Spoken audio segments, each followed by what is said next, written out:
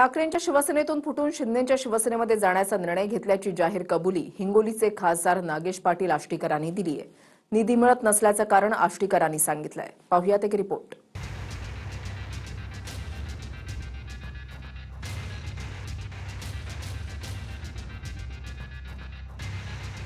ठाकरेंच्या शिवसेनेतून फुटून शिंदेंच्या शिवसेनेत गेल्याची अधिकृत प्रतिक्रिया हिंगोलीचे खासदार नागेश पाटील आष्टीकरांनी दिली आहे। अनेक दिवस नॉट रिचेबल असलेले नागेश पाटील आष्टीकर यांनी व्हिडिओ शेअर करत ही प्रतिक्रिया दिली आहे। निधी मिळत नसल्यानं आणि मतदारसंघातली कामं होत नसल्यानं आपण हा निर्णय घेत असल्याचं आष्टीकर म्हणतात।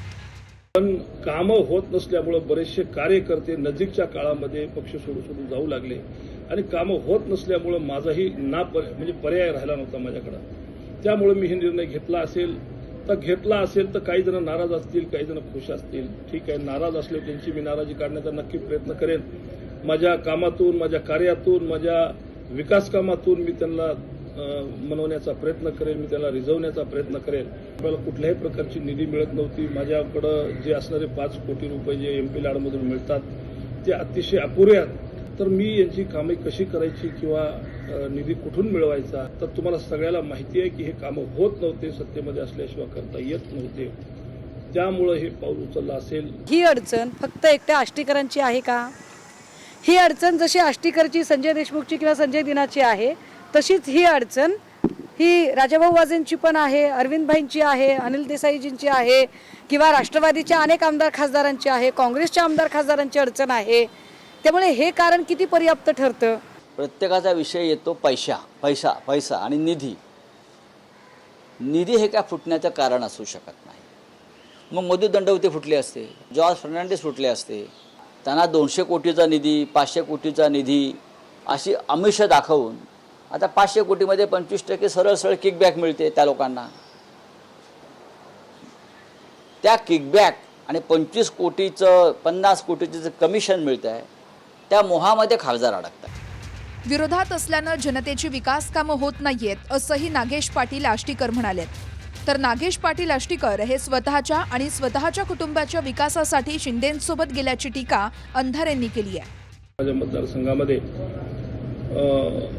विकास कामे करावं लागतील। लोकांनी खूप मोठ्या आशेनं मला निवडून दिलेलं आहे आणि मला त्यांची कामं करणं कर्मप्राप्त आहे। कदाचित मी म्हणत होतो निवडणुकीच्या आधी की मी तुमच्या सालाना मला ठेवा आणि मी तुमचं साल नेकीनं पार पाडेन। मी 2 वर्षापासून प्रयत्न करतोय, सगळं निष्ठेनंच आपल्यासोबत आहे, पुढेही राहणार आहे। पण मला काम तुमचे जर करायचे असतील, जर निधी जर आणायचा असेल, आपल्याकडे विकास जर आणायचा असेल तर सत्तेत जाणं हे कर्मप्राप्त आहे आणि त्यामुळे हे पाऊल मी उचललेलं आहे। तुम्ही जर म्हणत असाल की आम्ही जनतेच्या विकासासाठी चाललेलो आहोत, तर कोणत्या जनतेच्या विकासासाठी चाललाय? कारण जनतेच्या विकासासाठी चालले असाल तर जनतेने तुमचं स्वागत करायला पाहिजे होतं। पण तुम्ही तर जनतेच्या रोषापासून लपण्यासाठी Y+ सुरक्षा घेताय। ही Y+ सुरक्षा घेण्याची तुम्हाला गरज का पडते? कारण तुम्ही जनतेच्या विकासासाठी नाही गेलात, तुम्ही स्वतःच्या आणि स्वतःच्या कुटुंबाच्या विकासासाठी गेलेले आहात। आपल्यावर गैरविश्वास दाखवला जात असल्याचं आष्टीकर म्हणाले। 6 खासदारांवर होत असलेल्या टीकेमुळे सर्वजण अस्वस्थ असल्याचंही आष्टीकरांनी सांगितलंय। ज्या पद्धतीचं गैरविश्वास किंवा अतिरेक झाला बोलण्याचा, मी कार्यकर्त्याला उभारी देण्याचा प्रयत्न नक्की करेन। आपण जे माझ्यावर विश्वास ठेवला होता, आजही विश्वास ठेवा, मी तुमच्या विश्वासाला तडा जाऊ देणार नाही। आणि मी काय दुसरं कुठं गेलेलो नाही आहे, शिवसेनेतच गेलेला आहे। विचारधाराला कधीही बाजूला टाकलेलं नाहीये, विचारधारा सोडून मी कधी वागलेलो नाहीये आणि पुढेही कधी वागणार नाहीये। मी शिवसेनेतच आहे, शिवसेनेतच राहणार आहे, त्यात काही दुमत नाही। विचारधारा मी नाही सोडलेली आहे बांधवांनो, तसेच त्याची काही काळजी करू नका। तुम्ही सांगताय की तुमच्यावर विश्वास नाही। अहो, विधानसभा संपर्क प्रमुखांनी सांगितल्यावर सुद्धा त्यांच्यापेक्षा जास्त आष्टीकर तुमच्यावर विश्वास ठेवला आणि तुम्हाला उमेदवारी दिली। विशेष हदगावची जागा ही काँग्रेसला दिली जाऊ नये असं सुद्धा विधानसभा संपर्क प्रमुखांचं मत होतं। यावर हदगावची जागा ही तुम्ही कशा पद्धतीने सोडून देण्यासाठी या सगळ्यांना भाग पाडायचा प्रयत्न केला, हेही सगळ्यांना माहीत आहे। 18 जूनपर्यंत आपण मतदारसंघातच होतो असा दावा आष्टीकरांनी केलाय। तर आष्टीकरांसह सर्व खासदारांची 23 मार्चलाच पहिली बैठक झाली होती असं अंधारे म्हणाले. 18 तारखेपर्यंत तरी आम्ही कोणीच कुठे गेलेलो नव्हतो.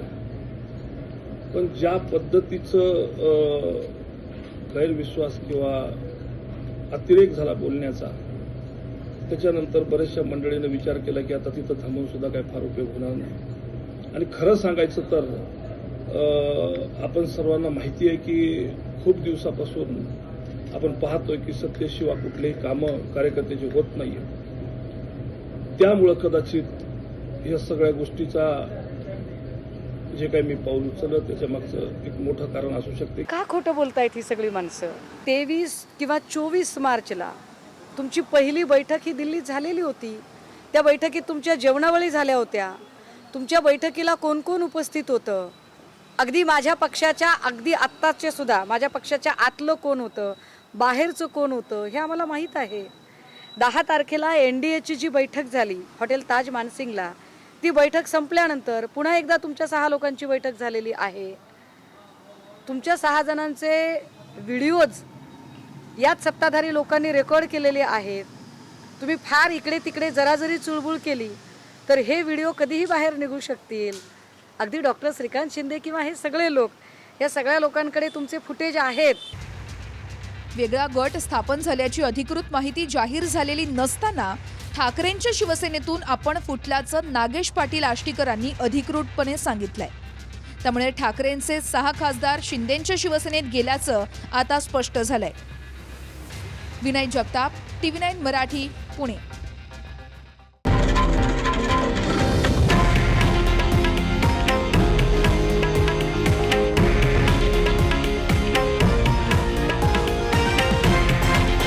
हे आहे देशातील नंबर 1 न्यूज नेटवर्क आणि आपण पाहत आहात TV9 मराठी, एकमेव.